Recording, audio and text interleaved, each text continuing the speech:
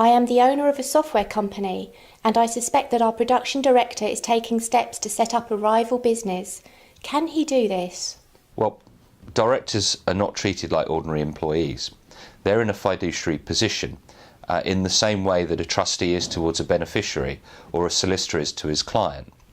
A fiduciary has to act in the interests of the person to whom he owes a duty, and to act selflessly and with undivided loyalty. In other words, a director must put the interests of his company above his own interests. Now, this duty manifests itself in a number of ways. These duties apply to all types of director: executive and non-executive, quasi-directors, i.e. where they're merely held out by their company to be a director, or shadow directors where they're not registered with Companies House but control the board behind the scenes. Now, under the common law, a director must act in good faith in the best interests of the company and avoid any conflicts of interest.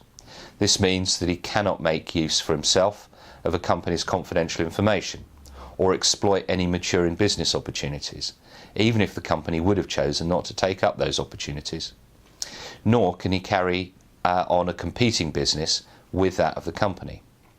Now, since the Companies Act 2006, many of those duties have been codified and are now on a statutory footing. These include a duty to promote the success of the company, a duty to exercise reasonable care, skill and diligence, and a duty to avoid conflicts of interest. Whilst it's clear that a director cannot compete against his company all the time he's in post, there's this grey area about what steps a director can take to prepare to compete against the company in the future. For example, can he set up a shell company? Can he lease premises? Or can he purchase a domain name for his new website? It's not easy to know where to draw the line, and court cases in recent years have been decided both ways. The court's likely to ask itself two questions. First one, whether the steps taken by the director show that he's formed an irrevocable intention to compete in the future, as opposed to merely keeping his options open. And secondly, do those steps taken give rise to a breach of duty, in particular the duty to avoid a conflict of interest? Now, plainly, where the director starts to talk to potential customers or suppliers or to design new product lines, then he will have crossed the line between what's permissible and impermissible. And the other factor to bear in mind is that unlike a mere employee, a director has a fiduciary duty to disclose to his employer not only his own wrongdoing and that of any other employee that he becomes aware of, but also a duty to disclose any nascent commercial threat to the business in the future.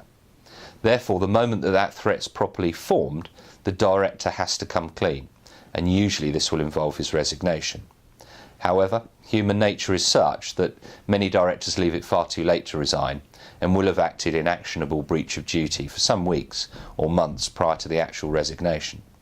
In these circumstances, the full array of legal remedies, including an injunction, a claim for damages or an account of profits, will be available.